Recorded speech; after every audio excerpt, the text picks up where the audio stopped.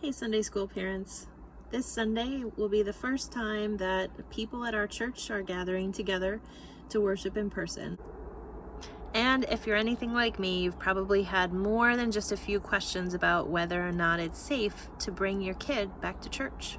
For that reason, I sat down with Dr. Ed Marcy this week to get his thoughts on the safety of bringing children back to church. I asked him questions about where we're at in the state of the pandemic in Vermont, what he thinks about our reopening plan in terms of safety for kids, and also about the Delta variant and how that might play into things. All right, so that's about it. As Henry likes to say on his videos, why don't we check it out together? Hey Ted, could you introduce yourself to people who don't know you? Sure. And Jenny, thank you so much for setting this up. I really enjoy this. So I'm Ted Marcy. I am the spouse of Reverend Kim Hornung Marcy, but I also was a physician at what used to be called Fletcher Allen Healthcare in pulmonary and critical care. But I also got a master in public health from Harvard University in order to do some research on tobacco control. More recently, I've been very active with the Medical Reserve Corps, participating in vaccine clinics, in callbacks for Vermont 211 callers, and a variety of other things, screening people at the DMV, working on workplace outbreak prevention and such. So I've had a chance to really sort of see what's going on in Vermont in terms of this pandemic. Thanks, Ted. So sounds like you know quite a lot about what's going on with the pandemic and where we're at right now. Could you tell us a little bit about that? So things in Vermont are a lot better than they were even as recently as this March. Currently, we've had less than 10 cases a day in Vermont since June 10th. And in Chittenden County, we've had between 1 and 3 cases a day for the past couple of weeks. That's really a very low rate. Importantly, there have been few hospitalizations. Right now, through all of Vermont, there are only 7 people in the hospital, 2 of them in the ICU. And we know that we're capturing the people who are sick because the test positivity rate, meaning the number of people who are tested who actually have the virus, is less than 0.5%. So all of those 3 things, the number of cases, the number of hospitalizations, the test positivity rate, all point to the fact that we have a low amount of virus circulating in the community. And that's extremely important. It means it's much less likely that people will catch the virus from others. The reason for that is because of all that the state of Vermont and Vermonters themselves have done in making sure that they get vaccinated if they're eligible for that. Right now, we have about 76% or 74% of the total population with at least 1 shot. We have 83% of the eligible population with at least 1 shot.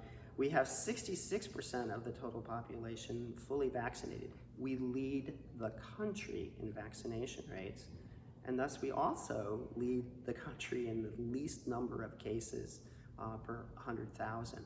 So we're doing very, very well, and I think all of us can pat ourselves on the collective shoulder for all of that success. Thanks, Ted. That's really reassuring to know what's going on locally for our adults. But my son Henry is 7 and I'm worried about him. Could you tell me a little bit about that? So that's a really important question, especially for all the families who do have children under 12. And it's probably also important for those people who have not been able to be vaccinated or have chosen not to. I think of, in particular, women who are pregnant, who are uncertain about that. So, one thing that helps by having low circulating virus, low numbers of people getting infected, is that it protects everyone, whether they're vaccinated or not. children are most likely to catch the virus from adults. If families can be protective of their child by limiting the possibility of exposure to adults who might be infected, that's the really best thing that they can do. The state does recommend that children 2 and up who haven't been vaccinated wear a mask indoors, and that is a very reasonable practice to hold. I think this comes to the question of, well, what about coming back to church? The Worship Reentry Committee has, I think, very wisely taken into account families with young children who haven't been able to be vaccinated. And thus, you can't be sure who in the sanctuary has been vaccinated. You can't be sure if someone in the sanctuary might be sick and not know it. And for that reason, we are requiring and putting in place measures to keep people socially distant, and that everyone in the sanctuary wear a mask, with the exceptions being the people up front who are leading worship and really kind of need to have their lips seen to be understood. Those people who are leading worship are all fully vaccinated, as are the 4 to 6 choir members who are up front in singing for the congregation. At this time, we do not want people in the congregation singing themselves, just because of the potential added risk. So we are putting in place, even in the sanctuary, steps to add that added level of risk reduction for families with unvaccinated children. It may help to know that in countries like Israel that have really looked at this very carefully, they found that for every 20% of the adult population that was vaccinated, the rate of infection in those children who could not be vaccinated was cut in half. And so if you get up to close to 80% vaccinated, that would, or 60% vaccinated, you would cut the rate in children by down to 1/8 of what it would have been had no one been vaccinated. So it just points to the thing that vaccinating adults helps protect children. Absolutely, that does make a difference. I just wanted to get back to the church and the guidelines that the church is going to follow. It sounds like they're more strict than what the state is requiring. Could you talk a little bit about that and tell me why? Yes, Jenny, they are more strict. People know that currently in the state it's recommended for unvaccinated people to wear masks, but not mandated. And when we're in any place other than a healthcare setting, a long-term care facility, or on public transportation, vaccinated individuals are not required to wear a mask. So why has the Worship Reentry Committee made that decision? I think it is because we are all mindful that we have been through a tremendously stressful and traumatic experience. And as we move into a much better place than Vermont was even as recently as March, when we had the highest cases per day that we ever had, 236 on March 31st. We're all coming out of this and feeling in different places. And yes, there are some of us who are quite comfortable now getting together with others that we know who are vaccinated without masks, without social distancing, even singing. We recognize that there are others who are much less comfortable about that. And we want to make the worship service comfortable for all. So our approach, the approach of the Worship Reentry Committee has been to say, let's go slow. Let's make sure that we provide a setting that's comfortable for those people who are less risk tolerant than others. So in the sanctuary, we've made more strict guidelines to make the sanctuary experience feel more comfortable. For those who are not comfortable with even people singing in the same room or having unmasked worship leaders, but want to be with people during worship, there is the option of going to the fellowship hall and watching the service streamed on the screen down there with others, but not in a room where people are singing or are unmasked as they lead worship. And then, of course, we are continuing the online worship service for those who really want to take it slower than that and want to see how things develop.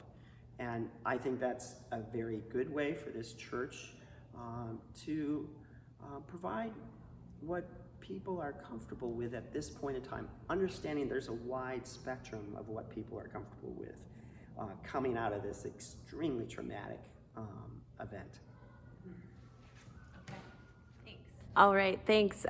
One last question. I'm curious about the Delta variant, and I was wondering if you could talk about that. Okay, that's a really good question. So a little bit of background. When we're talking about variants, we're talking about a mutation in the coronavirus that causes COVID-19, that changes its transmissibility, potentially how serious an illness it causes.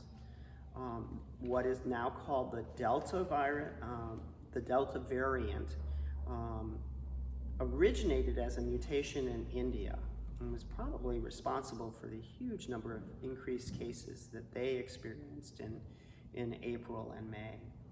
And this variant is characterized by much easier transmissibility than even some of the earlier variants that went by the name of Alpha and Gamma and all those Greek letters. So this is a new way of describing the variants by a Greek letter. So the Delta variant is more transmissible, significantly more so. We don't know if it causes more serious illness. It's just too early to tell. It has been very prevalent in news stories, so many of you may have heard of it. And it is beginning to become present in the United States. Because it's more transmissible than the other variants, it's likely to sort of take over. That's sort of evolution, if you will. What is important to know about the Delta variant is that the evidence is that the vaccines are very effective at preventing serious illness, hospitalization, or death from the variant. We know that from careful studies in Britain and studies that are occurring now in the US. In particular, the Pfizer vaccine and probably also from preliminary evidence, the Moderna vaccine, which most of Vermonters received one or the other, is very effective, like 96% effective. So what does that mean? What that means is that in areas of the country that have high vaccination rates, like Vermont, it's much less likely that the Delta variant will establish a foothold. Where the Delta variant is of greatest concern is in those areas of the country, particularly the South and the western states, where vaccination rates are much lower than in Vermont. Those people who are unvaccinated are at much higher risk of getting this particular variant and becoming quite ill from it. We are, in a sense, protected from that because of our high vaccination rate. And that is the statement of Dr. Mark Levine, who's our Commissioner of Health. And it is supported by a number of other researchers that I have read or listened to. They're mainly concerned about this variant in terms of states that have low vaccination rates. Obviously, there is always uncertainty in an ongoing pandemic with a new pathogen, and we're going to have to watch the situation. But as long as case rates remain as low as they are in Vermont, I am really reasonably comfortable with continuing on as we are doing currently. The Worship Reentry Committee is watching all of these events and carefully monitoring them. We meet monthly, and this is again one of the reasons that we're taking it slow in terms of what we're asking people to do in the sanctuary and in the fellowship hall. So that covers all of the questions I had. If any of you have other questions, if you want a little clarification on something that Ted said or spoke about, or if you're wondering something entirely different that I didn't ask, we are happy to do a part 2 video. We could do a part 2, part 3, part 4, as many as you need. So please email me or call me with your questions, and I'll relay them to Ted, and he will have an answer for you. I hope that this is helpful to you all, and I look forward to connecting with you, be it virtually or in person, as we move forward in our faith journey. Take care, everybody. Bye.